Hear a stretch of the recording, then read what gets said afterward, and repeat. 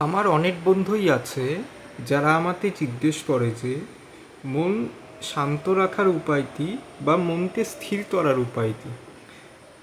এই বিষয়টা নিয়ে আমি অনেকটা ভেবেছি। বিষয়টা খুব সহজ সরলভাবে বলাই যায়, কিন্তু জ্যোতিষের ভাষা মানুষ শুনতে পছন্দ করে। কারণ দেখুন, জ্যোতিষ 8 নম্বর ঘরের সাবজেক্ট। 8 নম্বর ঘর মানে গুপ্তধর। আর 8 নম্বর ঘরের জিনিস শুনতে এই জন্য সবারই ভালো লাগে।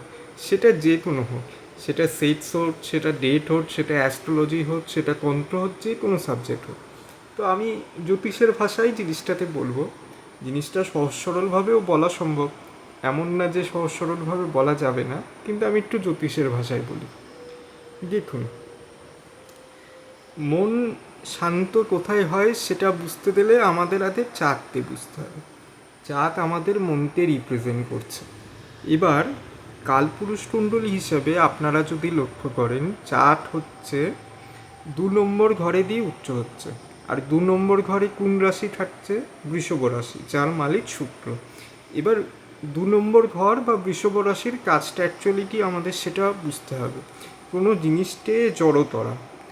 জড়তরা মানে, ধরুন আপনি 10 নম্বর ঘরে দিয়ে কাজ করলেন, 11 নম্বরে উপার্জন করলেন, উপার্জন করার পর 12 নম্বর ঘরে দিয়ে খরচ করলেন, কিন্তু সেই খরচটা করার পরেও তো কিছুটা অর্থ আপনার কাছে থেকে যাবে। আর সেই অর্থটা যে আপনার কাছে ছেটে যাবে সেটাই হচ্ছে আপনার 2 নম্বর ঘর। তো চার যেই ঘরটায় উচ্চ হচ্ছে সেই ঘরের জিনিসগুলো থাকা একান্তভাবে আপনাদের জীবনে প্রয়োজন যদি মনকে স্থির রাখতে হয়। প্রথমত, হাতে পর্যাপ্ত পরিমাণে টাকা থাকা প্রয়োজন। এটা ছাড়া কোনোভাবেই প্রথমত চলবে না। দ্বিতীয়ত, আপনার পরিবারে সমস্ত কিছু ঠিকঠাক থাকা উচিত, মানে পরিবারের মধ্যে শান্তি থাকা উচিত। আর পরিবারের কাছ থেকেও আপনি যথেষ্ট পরিমাণে সম্মান পাচ্ছেন সেটা নিশ্চিত করা উচিত। 3 নম্বর, 3 নম্বর হচ্ছে যে আপনার খাওয়া দাওয়া সঠিক পরিমাণে হচ্ছে কি না সেটা সবসময় নজরে রাখা। কারণ চাঁদ খাওয়া দাওয়াতেও রিপ্রেজেন্ট করে, এবং চাঁদের সাথে চালের একটা সম্পর্ক আছে, এই কথাটা আপনারা অনেকেই শুনেছেন। 4 নম্বর, চাঁদকে বলা হয় নবগ্রহের মধ্যে সবচাইতে সুন্দর গ্রহ, বুধের পরে, সরি, বুধের পাশাপাশি। বুধ আর চাঁদ দুজনেই পিতা পুত্র, আপনারা জানেন, মানে গল্পটা নিশ্চয়ই শুনেছেন, না শুনে থাকলে আমি একদিন বলবো। তো 2 নম্বর ঘর আমাদের মুখ। মুখ যত পরিষ্কার পরিচ্ছন্ন থাকবে আপনাদের মন তত ভালো থাকবে। মুখে যত দাড়ি গোঁফ এইসব জিনিস থাকবে না, মন তত অসুস্থ অসুস্থ মনে হবে। কেন মনে হবে আমি যদি বলি, তাহলে আমি বলবো যে দেখুন, শরীরের যতগুলো আমাদের অংশ আমরা দেখতে পাচ্ছি প্রত্যেকটাই খুব ছোট ছিদ্রের মতো আছে। আর এই ছিদ্রগুলো দিয়েও শরীরের মধ্যে অক্সিজেন যায়। এবার শরীর যত পরিষ্কার পরিচ্ছন্ন থাকবে তার শরীরে অক্সিজেন বা বায়ু প্রবাহ তত ভালো পরিমাণে হবে।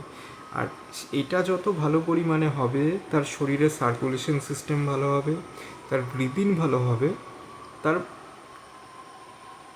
মোটামুটি বলতে গেলে অনেক কিছুই ভালো হবে। আর এইগুলো যখন ভালো হবে আপনার মন ভালো থাকবে, যে কোনো কাজে আপনার মন লাগবে।